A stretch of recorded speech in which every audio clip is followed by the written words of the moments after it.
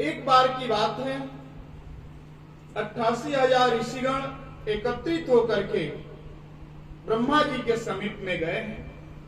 ब्रह्मा जी के पास जाकर ऋषियों ने प्रार्थना किया कि हे प्रभु, हम दीर्घ काल तक भगवान के चरित्र, भगवान के गुणानुवाद को करना चाहते हैं, सुनना चाहते हैं। उसके लिए कोई उचित स्थान का चयन करें।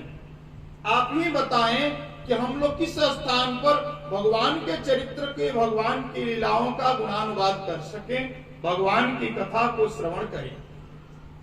जब 88,000 ऋषियों ने भगवान ब्रह्मा जी से प्रार्थना किया है, तब ब्रह्मा जी ने भगवान के कथा के लिए उचित स्थान अपने मन में विचार करके अपने चक्र को उन्होंने छोड़ दिया। आगे आगे चक्र चल रहा है ब्रह्मा जी का, और पीछे से सभी जो है ऋषिगण चल रहे हैं। वह चक्र आकर के यहाँ नैमिषारण्य क्षेत्र में गिरता है।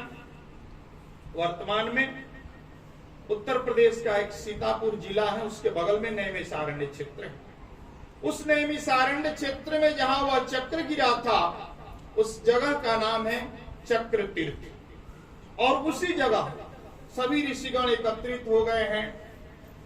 भगवान के जो है चरित्र का गुणगान करने के लिए एक सुंदर जो है मिट्टी की बेदी बनाए हैं। बेदी बना करके उसको गाय के गोबर से लेपन किए।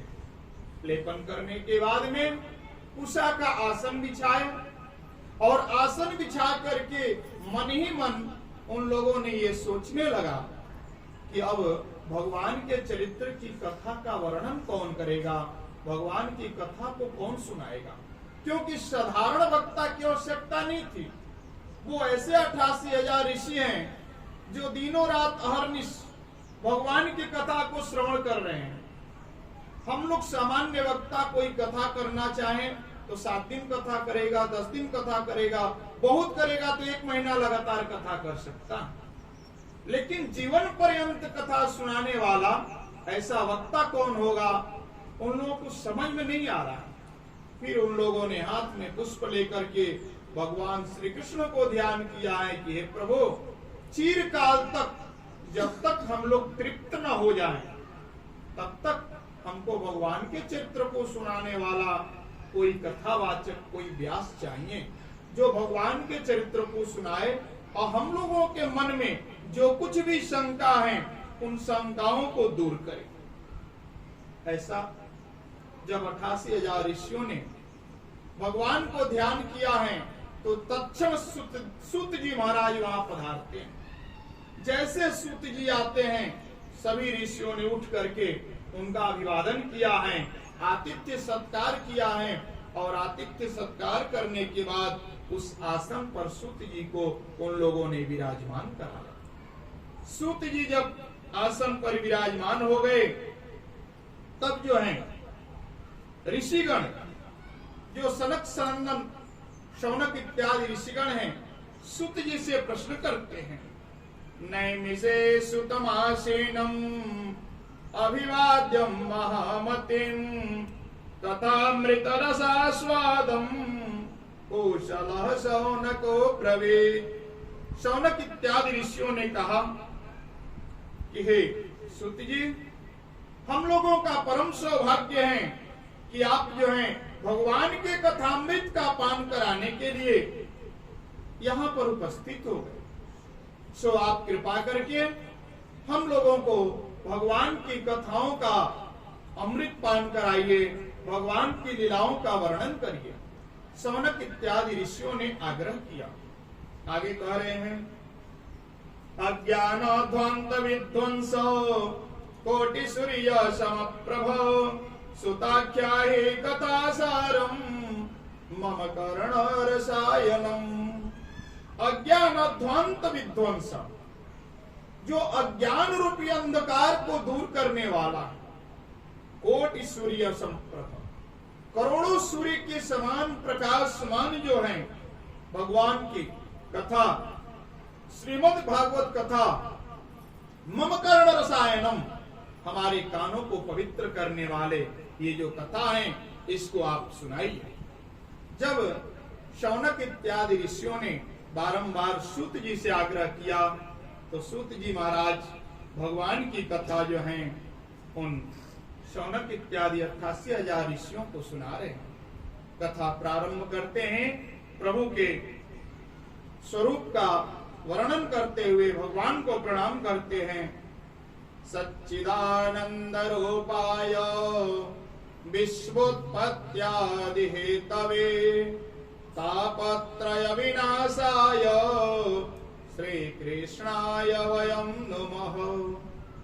सच्चिदानंद रूपाय भगवान के विषय में सूत जी कह रहे हैं कि हे ऋषिगणों, हमारे प्रभु ऐसे हैं सत्य, चित्त और आनंद। यह तीनों रूपों से संयुक्त सच्चिदानंद स्वरूप है। विश्वोत्पत्त्यादि हेतवे, विश्व के उत्पत्ति इत्यादि के हेतु यानी कारण है। वही ईश्वर जो है तीन प्रकार के रूप लेकर के संसार के लोगों की उत्पत्ति करते हैं, पालन करते हैं और विनाश करते हैं। इसलिए उत्पत्ति इत्यादि के हेतु यानी कारण वही ईश्वर है। तापत्रय विनाशाय, तीनों तापों को नष्ट करने वाले हैं। तीन ताप कौन कौन है? आदि दैविक, आदि भौतिक और आध्यात्मिक। जब भी पूजन इत्यादि हम करते हैं, आचार्यगण जब संकल्प कराते हैं तो त्रिविध ताप शमनार्थम, ऐसा जो है संकल्प में बोला जाता है। तीनों प्रकार के तापों को शमन करने वाले। मानव जीवन में तीन प्रकार के ताप यानी तीन प्रकार के दुख, ताप बोलते हैं कष्ट को, दुख को। तीन प्रकार के दुख का प्रभाव जो है मानव जीवन पर पड़ता है। गोस्वामी तुलसीदास जी भी रामचरितमानस में लिखते हैं, दैहिक दैविक भौतिक ताप राम राज्य का हो नहीं व्यापा। राम राज्य जब चल रहा था तो राम राज्य के समय दैहिक दैविक और भौतिक ये तीनों प्रकार के ताप से कोई भी जीव पीड़ित नहीं था। इसलिए भगवान के चरित्र का वर्णन करते समय, भगवान की स्तुति करते समय सूत जी कहते हैं कि तापत्रय विनाशाय। जब ईश्वर की कृपा हो जाती है तो मनुष्य के ऊपर से तीनों प्रकार के जो कष्ट हैं, ताप हैं, वह समाप्त हो जाते हैं। तापत्रय विनाशाय श्री कृष्णाय वयं नमः। इस प्रकार से भगवान को हम सब प्रणाम करते हैं, नमस्कार करते हैं, ये कहते हैं सूत जी महाराज। तब शौनक इत्यादि ऋषियों ने सूत जी से बहुत ही उत्तम प्रश्न किया। कह रहे हैं ऋषिगण कि हे महर्षि, आप ये बताइए कि संसार में भगवान का स्वरूप कैसा है? कैसे पता चलेगा कि भगवान है? स्वरूप कैसा है, भगवान का स्वभाव कैसा है और भगवान का प्रभाव कैसा है, यह तीनों का आप वर्णन करें। सर्वप्रथम आप ये बताइए कि भगवान का कैसा स्वरूप है, भक्तों के प्रति ईश्वर का स्वभाव कैसा होता है और संसार के लोगों पर भगवान का प्रभाव किस प्रकार से पड़ता है, यह जो है आप विस्तार पूर्वक वर्णन करें। जब शौनक इत्यादि ऋषियों ने प्रश्न किया तो सूत जी कहते हैं कि हे ऋषिगणों, भगवान का स्वरूप कैसा है उसके लिए मैं आप लोगों को बता रहा हूं। सहस्र शीर्षा पुरुषः सहस्राक्षः सहस्रपात् सभोमिगुं शरवतः स्मृत्वा त्यतिष्ठत् दशांगुलम्। भगवान का स्वरूप सहस्र शीर्षा, वैसे तो सहस्र का अर्थ होता है हजार, लेकिन यहाँ पर जो है शुक्ल यजुर्वेद में जो है सहस्र का अर्थ दिया गया है अनंत। भगवान के अनंत सिर हैं। सहस्र शीर्षा पुरुषः, वह ऐसे परम पुरुष हैं जिसके अनंत सिर हैं। सहस्राक्षः, अनेकों नेत्र, हम एक नेत्र से नहीं देख पाते हैं, भगवान के अनेकों नेत्र हैं। अनेक प्रकार की भुजाएं हैं, और उनका निवास कहाँ होता है? तिष्ठत दशांगुलम, हमारे नाभि प्रदेश से 10 अंगुल ऊपर बाएं साइड में बाएं तरफ भगवान का निवास होता है, जिसको हम लोग हृदय बोलते हैं। उसी हृदय में नाभि प्रदेश से 10 अंगुल ऊपर जो है ईश्वर का निवास होता है। इसके बाद जो है उस परम पुरुष परमात्मा का स्वरूप इस प्रकार से जानना चाहिए। आगे जो है कहा गया है कि वेदाहमेतं पुरुषं महांतम आदित्य वर्णम तमसः परस्तात् तम एव विदित्वा मृत्युम मत्तेति नान्यः पंथा विदते अयनाय।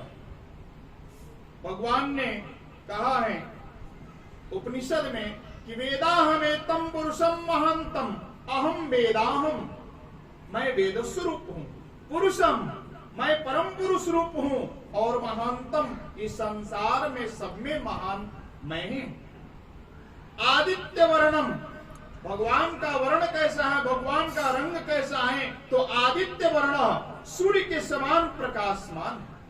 तमसः परस्तात्, तम यानी अंधकार से वह परे है। जब प्रभु का आगमन होता है तो अंधकार तत्काल छट जाता है, अंधकार से परे हैं। तम एव विदित्वाम, उसको जान करके, तम एव विदित्वा, ऐसा जान करके ईश्वर इस प्रकार से होता है। मृत्यु मत्तेति, मृत्यु निश्चित ही आएगी, वह अटल सत्य है। नान्यः पंथा विदते अयनाय, जो विद्वान पुरुष होते हैं वह ईश्वर के अलावा किसी अन्य मार्ग का अनुसरण नहीं करते, किसी दूसरे रास्ते पर नहीं जाते हैं, सदैव ईश्वर की भक्ति में लीन रहते हैं, क्योंकि उनको पता है कि मृत्यु निश्चित एक दिन आएगी और वही ईश्वर जो है अपनी शरण में लेकर के मृत्यु के भय से हमको अभय कर देंगे। इसलिए जो विद्वान पुरुष होते हैं नान्यः पंथा विदते अयनाय, किसी अन्य मार्ग का अनुसरण नहीं करते। इसके बाद जो है ये भगवान का स्वरूप स्वभाव के विषय में बताया गया है। गीता में भगवान कहते हैं कि सर्वधर्मान् परित्यज्य मामेकं शरणं व्रज, अहम त्वां सर्व पापेभ्यो मोक्षयिष्यामि मा शुचः। भगवान कहते हैं कि सर्वधर्मान् परित्यज्य, इसकी व्याख्या जो है व्याकरण के हिसाब से सर्वधर्मान परित्यज्य नहीं है, सर्वाधर्मान है, दीर्घ संधि हुआ है, यानी सभी अधर्मों को छोड़कर।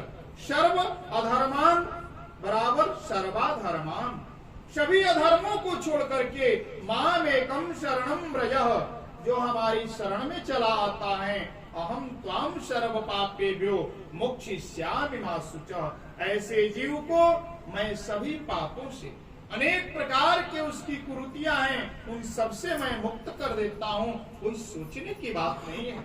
इस प्रकार से भगवान जो है गीता में वर्णन करते। गोस्वामी जी कहते हैं कि भगवान के स्वभाव के बारे में गीता में इस प्रकार से बताया गया है, और श्रीमद् रामचरितमानस कहता है कि सन्मुख होई जीव मोहि जबहि जन्म कोटि अघनासहि तब। जैसे ही जीव हमारे सम्मुख आता है, करोड़ों जन्मों के उसके पाप को मैं तत्काल नष्ट कर देता। ये भगवान का स्वभाव है। जिस समय राम और रावण का युद्ध चल रहा था, विभीषण जी महाराज आए हैं भगवान से मिलने के लिए, तो बांदरी सेना उनको अनेक प्रकार की बातें बताती है कि हे प्रभु, वह शत्रु का भाई है, उससे मिलना उचित नहीं है, हो सकता है भेद जानने के लिए आया हो।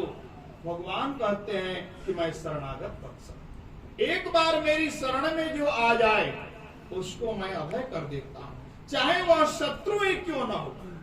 इसलिए वह मेरी शरण में आया है, और जब शरण में आया है तो शरणागत का परित्याग करना हमारा धर्म नहीं है। इसलिए शरण में आए हुए को मैं अभय देता हूं। ये भगवान का स्वभाव। आगे जो है कह रहे हैं कि निर्मल मन जन सो मोहि पावा। यदि भगवान को कोई प्राप्त करना चाहता है तो किस प्रकार से उनको प्राप्त करेगा? भगवान स्वयं बताते हैं कि निर्मल मन जन सो मोहि पावा, मोहि कपट छल छिद्र न पावा। हम कोई किसी के हृदय में यदि कपट है, छल है, तो ऐसे जीव हमको जो है कभी नहीं सुहाते। जो निर्मल मन से, भले उसके पास कुछ भी नहीं है, लेकिन मेरी प्रति उसकी भावना है, कोई विकार नहीं है मेरे प्रति हृदय में, तो ऐसे पुरुष जो है सहज ही में हमको प्राप्त कर लेते हैं। ये प्रभु बताते हैं, ये उनका स्वभाव। स्वभाव जानने के बाद प्रभाव के विषय में सूत जी कह रहे हैं कि हे ऋषिगणों, इस संसार में भगवान का प्रभाव प्रत्यक्ष दिखाई देता है। भारतवर्ष में 6 प्रकार की ऋतुएं होती हैं। वर्षा ऋतु आ गई तो तत्काल जो है बरसात शुरू हो जाती है।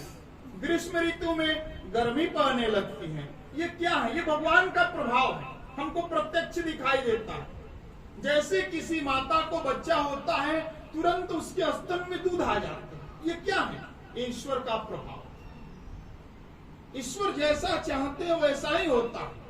भगवान कहते हैं कि मेरी इच्छा के विरुद्ध एक पत्ता भी नहीं हिलता। तो यदि ईश्वर की इच्छा के विरुद्ध नहीं हिलता है तो यह सत्य है कि ईश्वर चाहेंगे तभी कुछ हो सकता है। उमादार जो सिद्ध की नाई, शबहि नचावत राम गोसाई। जीव भले ही स्वयं को कर्ता मानता है, स्वयं को कहता है कि मैं इस कार्य को किया हूं, लेकिन कोई भी किसी कार्य को कर नहीं सकता। मनुष्य जो है निमित्त मात्र होता है, कराने वाले कोई और है। जब कोई सोच करके किसी कार्य को चलता है और जब मन में उसके अभिमान हो जाता है, भगवान तुरंत उसके अभिमान को नष्ट कर देते हैं। उनको पता है कि यदि हमारे भक्त के मन में अभिमान हो गया तो इसको आगे चल करके भक्ति में बाधक होगा, इसलिए अभिमान को नष्ट करके स्वयं प्रभु उस कार्य को करवाते हैं। इसके बाद जो है सुत जी कहते हैं कि काल व्याल मुखग्रास त्रास निर्णास हेतवे श्रीमद् भागवतम शास्त्रम कलौकीरेण भाषितम। कलयुग में श्रीमद् भागवत नामक जो शास्त्र है, काल व्याल मुखग्रास, व्याल बोलते हैं सर्प को। यह कली रूपी सर्प जो है संसार के समस्त जीवों को ग्रसित करके रखा है। चारों तरफ से वह सर्प जो है घेर करके रखा है। और यदि उस सर्प से मुक्ति पाना चाहते हैं, काल रूपी सर्प से मुक्ति चाहते हैं, तो उसके लिए जो है कलौकीरेण भाषितम श्रीमद् भागवतम शास्त्रम।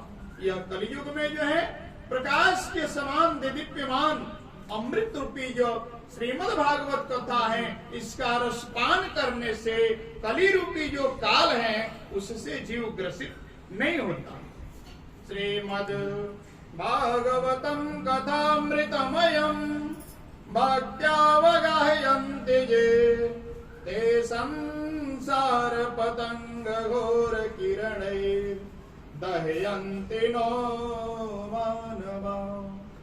श्रीमद् भागवतम कथामृतमय, यह श्रीमद् भागवत कथा जो है बाकी की कथाओं को श्रवण करने का विधान है शास्त्र में, लेकिन श्रीमद् भागवत कथा को सुना नहीं जाता है, इसको पिया जाता है, इसको पान करने का विधान है, क्योंकि यह अमृत के समान है।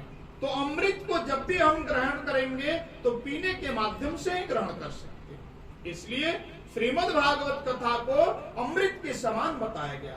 श्रीमद् भागवतम कथामृतमयम् भक्त्यावगाह्यन्ति ये, भक्ति भाव से जो इसको पान करता है, ते संसार पतंग घोर किरणैर् दह्यन्ति नो मानवा।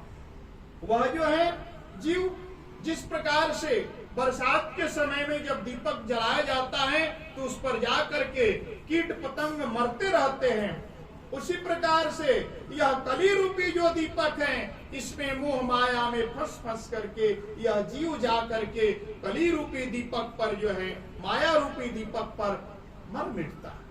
लेकिन जिसने भागवत कथा रूपी अमृत का पान किया है, ऐसा जीव जो है सदगति को प्राप्त कर लेता है, उस पर जो है माया रूपी दीपक का प्रभाव नहीं हो सकता। आगे कब किस प्रकार से कथा होनी चाहिए, कथा का क्या विधि विधान है, किससे कराना चाहिए, ये सारी बात जो है क्रमशः शौनक इत्यादि ऋषि जो हैं सूत जी महाराज से पूछ रहे हैं। उन लोगों ने पूछा कि हे प्रभु, श्रीमद् भागवत का अनुष्ठान यदि हम करना चाहें, भगवान की कथा को करना चाहें, तो किस प्रकार से करें, क्या विधि विधान है, उसका क्या नियम है, उसके विषय में बताइए। जब शौनक इत्यादि ऋषियों ने विह्वल भाव से प्रश्न किया तो सूत जी महाराज कह रहे हैं, दैवज्ञम तो समाहूय मुहूर्तम प्रेक्षयत्नतः विवाहे यादृशं वेत्तं तादृशं परिकल्पयेत्। सर्वप्रथम जब भी हमारे मन में आ जाए कि हम श्रीमद् भागवत कथा को श्रवण करना चाहते हैं या अपने पितरों को सुनाना चाहते हैं, ऐसी मन में जब भी भाव आ जाए तो सर्वप्रथम क्या करना चाहिए, दैवज्ञम तु समाहूय, पहले आप अपने पास दैवज्ञ को बुलाइए, ज्योतिषी को बुलाइए, जो मुहूर्त के ज्ञाता है ऐसे ब्राह्मण को बुलाइए और मुहूर्तम पृच्छयत्नतः, उनसे आग्रह करते हुए निवेदन करके श्रीमद् भागवत कथा के लिए पहले मुहूर्त पूछिए कि हे ब्राह्मण देवता, भगवान के चरित्र का गुणानुवाद सप्ताह यज्ञ के रूप में हम कराना चाहते हैं, उसके लिए क्या मुहूर्त है, क्या उचित समय है, उसको बताइए। तो ये काम पहले करना चाहिए। पहले किसी ब्राह्मण जो ज्योतिष के ज्ञाता हो, मुहूर्त के ज्ञाता हो, उनको बुला करके और उनसे मुहूर्तम पृच्छयत्नतः, प्रयास पूर्वक आग्रह पूर्वक उनसे पहले मुहूर्त को पूछे। इसके बाद जब आपने मुहूर्त पूछ लिया तब किसकी जरूरत है, धन की जरूरत पड़ेगी ना। जब धन की जरूरत पड़ेगी तो उसके लिए श्रीमद् भागवत कथा में कहा गया है कि विवाहे यादृशं वित्तम तादृशं परिकल्पयेत्। विवाह में, कन्या के विवाह में जितना खर्च लगता है उतना खर्च जो है श्रीमद् भागवत कथा यज्ञ में लगता है। शिव महापुराण में कहा गया है कि विवाहे यादृशं चित्तम तादृशं परिकल्पयेत्, यानी विवाह में जिस प्रकार से आपका चित्त और मन लगा रहता है कि अंतिम में कहीं समधि रूठ न जाए, कोई बाराती वाले नाराज होकर के भाग न जाए, सारा इंतजाम करने के बाद कोई ये न कह दे कि पुलाव बढ़िया नहीं था, शुद्ध देसी घी में फ्राई नहीं हुआ था, ऐसा उसमें जो है जब तक कन्या की विदाई नहीं हो जाती है, बारात आगमन से लेकर के यानी विवाह के दिन रखने से लेकर के और कन्या की विदाई तक हमारा चित्त मन एकदम एक एक चीजों में लगा रहता है कि कहीं कोई त्रुटि न हो जाए, वर पक्ष वाले असंतुष्ट न हो जाए। तो इसलिए और धन दोनों, चित्त और धन, विवाहे यादृशं चित्तम, विवाह में जिस प्रकार से आपका मन लगा रहता है, यह शिव महापुराण कह रहा है और भागवत पुराण कह रहा है कि विवाहे यादृशं वित्तम, विवाह में आप जितना खर्च करते हैं उतना खर्च जो है श्रीमद् भागवत महापुराण में आता है। तादृशं परिकल्पयेत्, उस प्रकार से कल्पना करके और तब अपने कदम को आगे बढ़ाइए। पहले जब कथा का मूड बन गया, मन में इच्छा हो गई कि भगवान की कथा सुननी है, तो पहले ज्योतिषी को बुला ले, मुहूर्त को पूछ ले, और जब मुहूर्त क्लियर हो गया, मुहूर्त निर्धारित हो गया, तब धन की आवश्यकता पड़ेगी। तो धन के लिए विवाहे यादृशं वित्तम तादृशं परिकल्पयेत्, विवाह में जितना खर्च आता है उतना धन की व्यवस्था करिए। धन की जब व्यवस्था हो जाए, अच्छा वैसे भगवान की कथा जो है कुछ जो है भागवत महापुराण में महीनों का वर्णन है कि इन महीनों में इन तिथियों में कथा को कराना चाहिए। जैसे आषाढ़ मास में, श्रावण मास में, भाद्रपद मास में, आश्विन मास में और कार्तिक मास, ये 5 महीनों का वर्णन श्रीमद् भागवत जी में आता है। लेकिन ऐसा भी वर्णन है कि भक्त की जब इच्छा हो गई तब भगवान की कथा हो सकती है, उसमें कोई ऐसा नहीं। फिर भी शास्त्र सम्मत विधि है कि मुहूर्त के अनुसार कार्य को करें। किन किन महीनों में करने से किस फल की प्राप्ति होती है इसका वर्णन है। इसलिए मुहूर्त को जो है उच्च करके और उसमें कथा को प्रारंभ करवाएं। आगे कह रहे हैं कि तीर्थे वापि बने वापि गृहे वा श्रवणं वतम विशाला वसुधा यत्र तत्र कृत्यं कथा स्थलम। अब कथा करवाएं कहां? मुहूर्त का इंतजाम हो गया, धन का इंतजाम हो गया। जब दोनों का इंतजाम हो गया तो कथा कहां होनी चाहिए? उसके लिए शास्त्र कहता है कि तीर्थे वापी बने वापी। या तो आप किसी तीर्थ में जाकर के उस कथा को कराएं, अयोध्या, मथुरा, माया, काशी, कांची, अवंतिका तीर्थों में कराएं। बने वापी या जंगल में चले जाइए, जंगल में भगवान की कथा को कराइए। तीर्थे वापी बने वापी गृहे वा श्रवणम वतम। और यह दोनों जगह न हो तो अपने घर में कथा को करें। बहुत लोगों के मन में ऐसा भाव रहता है कि भागवत जी की कथा घर में नहीं होती है, लेकिन शास्त्र कह रहा है, स्वयं भागवत जी का श्लोक है, तीर्थे वापी बने वापी गृहे वा श्रवणम वतम। यदि तीर्थ और वन में हम सक्षम नहीं है जाने के लिए, भाई अकेले चले जाने से नहीं होगा, हमारे बंधु बांधव जाने के लिए तैयार नहीं है, तब क्या करें? तो गृहे वा श्रवणम वतम, अपने घर में ही भागवत जी के कथा को कराएं। और विशाला वसुधा यत्र तत्र कृत्यम कथा स्थलम। एक चीज के लिए बता रहे हैं कि भूमि जितनी अधिक हो, विशाला वसुधा यत्र, थोड़ी बड़ी भूमि होनी चाहिए ताकि लोग आराम से बैठ करके भगवान की कथा को श्रवण कर सके। तत्र कृत्यम कथा स्थलम, उसी जगह को कथा स्थल बनाएं और कथा को प्रारंभ करवाएं। यानी कुल मिलाकर के घर में भी भगवान की कथा को किया जा सकता है, ऐसा शास्त्र बता रहा है। इसके बाद जो है, जब जगह का निर्धारण हो गया तब जाकर के अब माताओं को शंका रहती है, बीपी की दवाई खानी है, शुगर की दवाई खानी है, दिन भर व्रत रहेंगे, ये करेंगे वो करेंगे। भागवत में वर्णन आया है कि भोजन करके कथा सुनो। फलाहार का वर्णन ही नहीं है, लोग अपने मन से कर रहे हैं। भोजनम तो वरम मन्ये कथा श्रवण कारकम नोपवास वरः प्रोक्तम कथा विघ्न करो यदि। नोपवासो वरम प्रोक्तम, न उपवासम, उपवास कभी मत करिए यदि कथा विघ्न करो यदि। आप उपवास कर लिए, प्यास लगी है, भूख लगी है, कथा में विघ्न हो रहा है, तो ऐसे उपवास की आवश्यकता नहीं है। भोजनम तो वरम मन्ये, आप भोजन कर लीजिए, इसके बाद कथा को करिए, कथा को श्रवण करिए। हाँ, भोजन अत्यधिक न हो ताकि कथा में आलस्य न आए, निंद न आए, इसको ध्यान में रखना। भोजनम तो वरम मन्ये कथा श्रवण कारकम, कथा श्रवण करने कराने वाले को भोजन करके भी भगवान की कथा को श्रवण करना चाहिए। नोपवास वरः प्रोक्तम कथा विघ्न करो यदि। यदि कथा में विघ्नकारी है उपवास, तो ऐसा उपवास करने की आवश्यकता आपको नहीं है। यदि हम उपवास हैं, हमारी इंद्रियां शिथिल हो रही हैं, पेट में गैस बना रहा है, पैर दर्द कर रहा है, शुगर बढ़ रहा है, तो ऐसे उपवास की आवश्यकता नहीं है।